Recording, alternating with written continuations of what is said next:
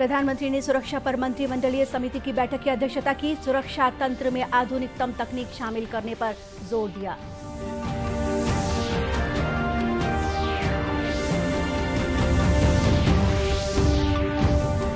विधानसभा में स्कूलों में टैबलेट वितरण पर घिरे मंत्री। कांग्रेस विधायक के सवाल पर मंत्री ने मानी गड़बड़ी। विधानसभा अध्यक्ष कराएंगे जांच।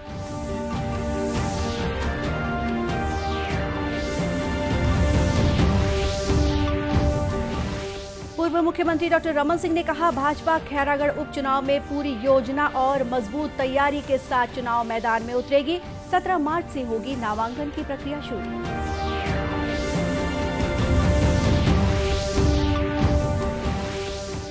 और नारायणपुर जिले में नक्सलियों द्वारा किए गए आईडी विस्फोट में आईटीबीपी का एक जवान शहीद, एक घायल।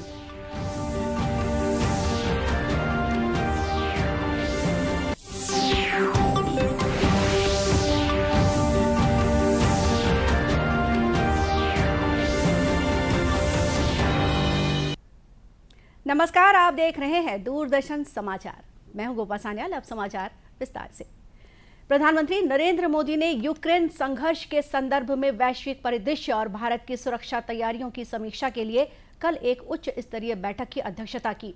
इसमें प्रधानमंत्री को समुद्री, हवाई सहित सीमावर्ती क्षेत्रों में भारत की सुरक्षा तैयारियों के विभिन्न पहलुओं और ताज़ा घटनाक्रम की जानकारी दी गई। उन्हें यूक्रेन के ताज़ा घटनाक्रम और भारत तथा पड़ोसी देशों के नागरिकों को यूक्रेन से निकालने के लिए चलाए जा रहे ऑपरेशन गंगा के बारे में भी बताया गया। श्री मोदी ने निर्देश दिए कि खार्किव में मारे गए नवीन शेखरप्पा का पार्थिव शरीर स्वदेश लाने के लिए हर संभव प्रयास किए जाएं। बताया जा रहा है कि श्री मोदी ने रक्षा क्षेत्र में वैश्विक तकनीकी उपयोग और उसमें ही भारत की प्रगति की विस्तृत जानकारी ली। उन्होंने देश के सुरक्षा तंत्र में नवीनतम तकनीक को एकीकृत करने पर भी जोर दिया।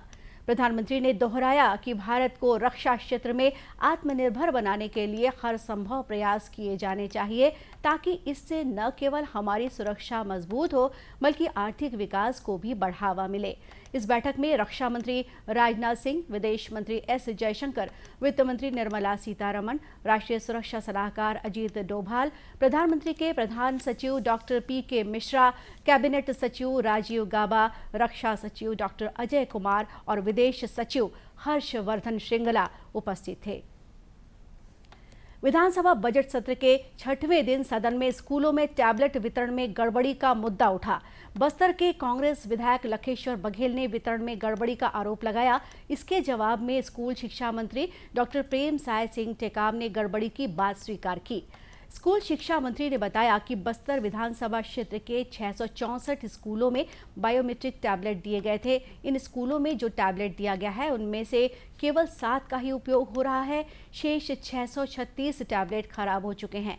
स्कूल शिक्षा मंत्री ने बताया कि 3 साल में खराब होने पर फ्री में रिपेयर की शर्त थी, लेकिन ऐसा कराया नहीं जा सका। मंत्री ने बताया कि इसके लिए जो टेंडर निकला था उसमें 2 कंपनियों ने भाग लिया था। उसमें से एक को आपूर्ति की जिम्मेदारी दे दी गई है।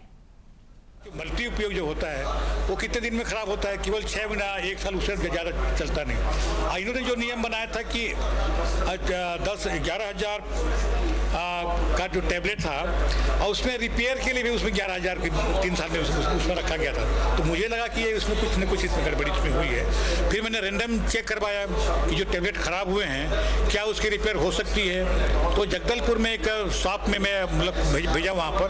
उन्होंने कहा कि जो टैबलेट खराब हुए वो आपके वो रिपेयर नहीं हो सकते। तो ये इसमें गड़बड़ी इसमें हुई है। विधायक लखेश्वर बघेल ने इस पर सवाल उठाए। उन्होंने कहा कि यह भंडार क्रय नियमों का उल्लंघन है। जब स्पष्ट नियम है कि ऐसी खरीदी में निविदा में कम से कम 3 प्रतिभागी जरूरी हैं, तो केवल 2 को बुलाकर खरीदी की प्रक्रिया कैसे पूरी की गई? लखेश्वर बघेल ने इस मामले में विधानसभा की समिति से जांच कराने की मांग की। बाद में मंत्री डॉक्टर टेकाम ने कहा कि इसमें जांच कराने की परिस्थितियां तो हैं। विधानसभा अध्यक्ष डॉक्टर चरणदास महंत ने कहा कि मंत्री की अगर 5% भी जांच की इच्छा है तो वे जांच की घोषणा करते हैं। भारतीय जनता पार्टी के राष्ट्रीय उपाध्यक्ष और पूर्व मुख्यमंत्री डॉक्टर रमन सिंह ने कहा है कि भाजपा खैरागढ़ उपचुनाव में पूरी योजना और मजबूत तैयारी के साथ चुनाव मैदान में उतरेगी। पूर्व मुख्यमंत्री डॉक्टर रमन सिंह रविवार को विभिन्न कार्यक्रम में शिरकत करने राजनांदगांव पहुंचे थे। भाजपा के प्रदेश अध्यक्ष विष्णुदेव साय भी उनके साथ मौजूद थे। इस मौके पर पूर्व मुख्यमंत्री ने प्रदेश सरकार को कर्ज लेने वाली सरकार बताया।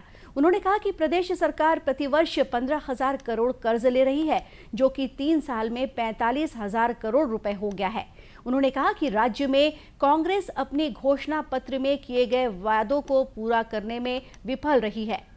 सभी वर्गों में व्यापक असंतोष है और उसके साथ ही साथ कर्ज के बोझ से डूब गया है पूरा छत्तीसगढ़। प्रत्येक व्यक्ति पैदा होते ही बच्चे के ऊपर 35,000 करोड़ का कर्ज ये भूपेश सरकार की गलत नीतियों से होती है।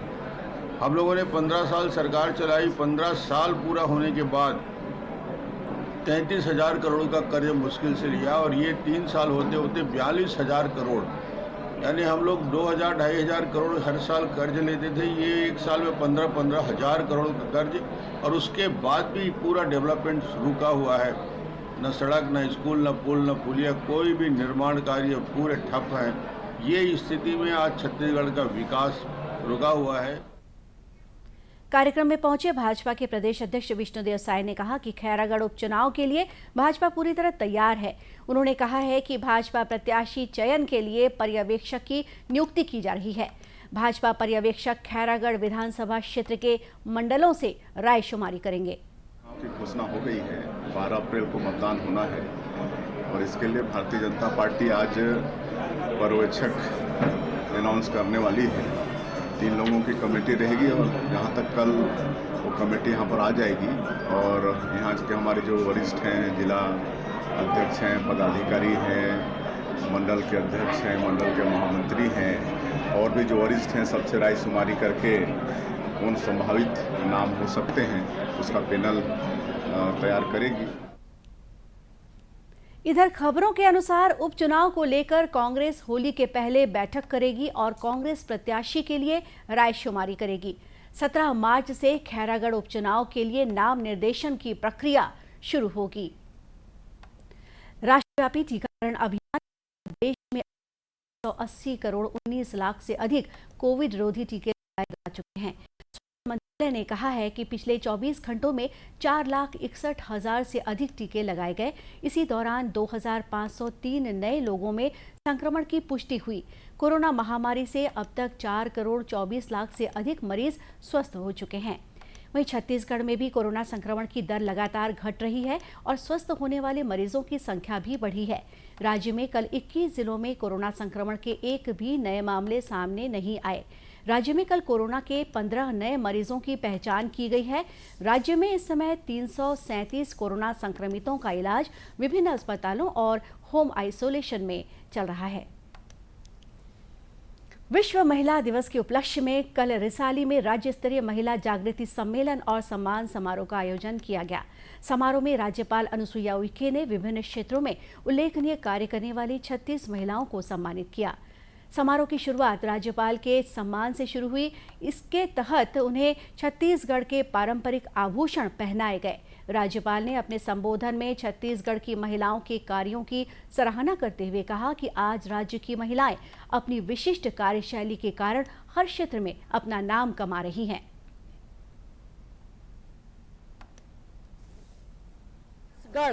मतलब 36 महिलाओं को जो विभिन्न क्षेत्रों में, स्वास्थ्य के क्षेत्र में, शिक्षा के क्षेत्र में और जिसने सामाजिक क्षेत्र में, विभिन्न प्रशासनिक क्षेत्र में, सभी बहनों का आज बहुत सम्मान उनका किया, उनका हौसला अफजाई किया है।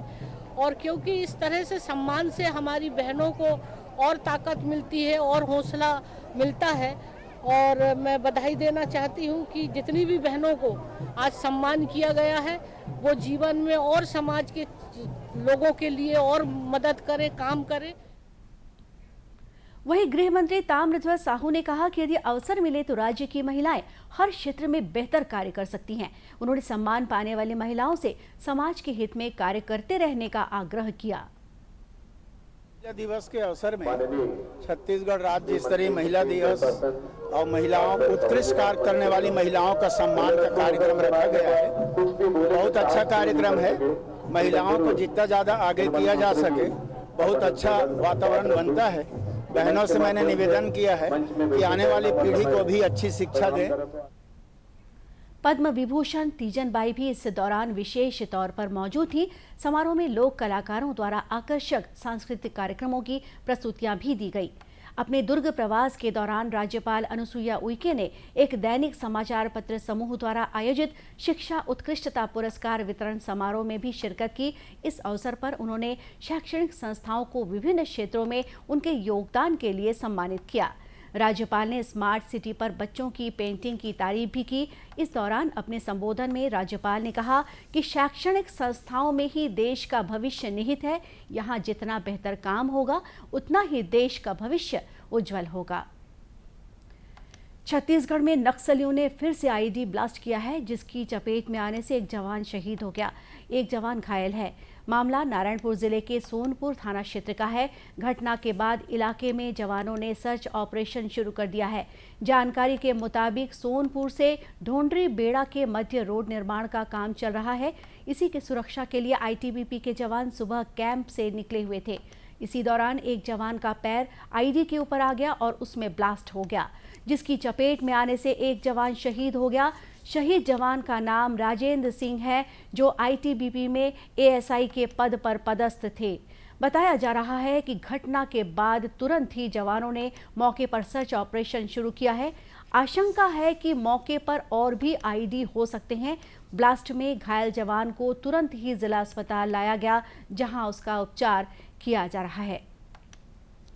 राष्ट्रीय बागवानी मिशन किसानों के लिए काफी मददगार साबित हो रहा है। इस योजना का लाभ बिलासपुर जिले के किसानों को भी मिलने लगा है और इस योजना से उनकी आमदनी भी बढ़ी है। बिलासपुर जिले के उद्यान विभाग के उप संचालक सीडी सिंह ने बताया कि किसान परंपरागत कृषि को छोड़कर इस योजना के तहत अधिक लाभ देने वाले फलों की खेती कर रहे हैं। बिलासपुर जिले में नींबू, आम, पपीता, केला आदि फसलों को बढ़ावा देने की योजना है। जिले में 20 हेक्टेयर क्षेत्र में केले की फसल लगाई गई है। उद्यान की फसलों को बढ़ावा देने के लिए राज्य बागवानी मिशन के नाम से योजना चलाई जा रही है, जिसमें उद्यान की फसलों में फल, पौधरोपण, साग सब्जी उत्पादन के लिए क्षेत्र विस्तार करने के लिए, इसके साथ ही कटाई, पशु प्रबंधन, कटाई करने के बाद बाई प्रोडक्ट बनाने के लिए तमाम तरह की योजनाएं विभाग में संचालित हैं। इस योजना से जुड़े किसानों ने बताया कि पहले वे धान की फसल लिया करते थे, लेकिन अब वे केंद्र सरकार के बागवानी मिशन से जुड़कर अधिक लाभ कमा रहे हैं। बागवानी मिशन के अंतर्गत ये केला मुझे मिला है, इसमें मुझे बहुत प्रॉफिट हुआ है। मैं इसके पहले धान का कृषक हूँ और था भी, तो इसमें मुझे धान की तुलना में 4 से 5 गुना अधिक प्रॉफिट मिल रहा है इसमें। और इसमें मेरे उद्यान अधीक्षक के अधिकारी कर्मचारी और बहुत लोग सपोर्ट कर रहे हैं। मैं अपने 5 एकड़ खेती में केला जो है 2016 से कृषि कार्य करते आ रहा हूँ। मैं ये केंद्र और राज्य सरकार की मिलीजुली योजना थी। ये बागवानी मिशन के अंतर्गत में मेरे को फ्री में सब्सिडी वाला ये पौधा उपलब्ध कराया गया है और ये नगदी फसल है। किसान भाई धान का फसल को छोड़ करके इसमें भी अपना रुझान दिखाएं। केंद्र सरकार ने बागवानी के क्षेत्र में लोगों को बढ़ावा देने के उद्देश्य से राष्ट्रीय बागवानी मिशन की शुरुआत की थी। राष्ट्रीय बागवानी मिशन के अंतर्गत किसानों को उच्च दामों वाली सब्जियों, फलों और फूलों तथा मसालों आदि की खेती के लिए प्रोत्साहित किया जा रहा है। अंत में मुख्य समाचार एक बार फिर। प्रधानमंत्री ने सुरक्षा पर मंत्रिमंडलीय समिति की बैठक की अध्यक्षता की। सुरक्षा तंत्र में आधुनिकतम तकनीक शामिल करने पर जोर दिया।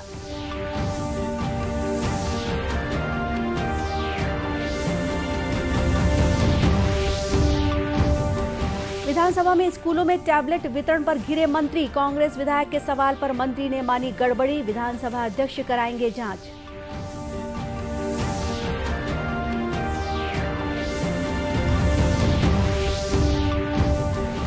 पूर्व मुख्यमंत्री डॉक्टर रमन सिंह ने कहा, भाजपा खैरागढ़ उपचुनाव में पूरी योजना और मजबूत तैयारी के साथ चुनाव मैदान में उतरेगी। 17 मार्च से होगी नामांकन की प्रक्रिया शुरू।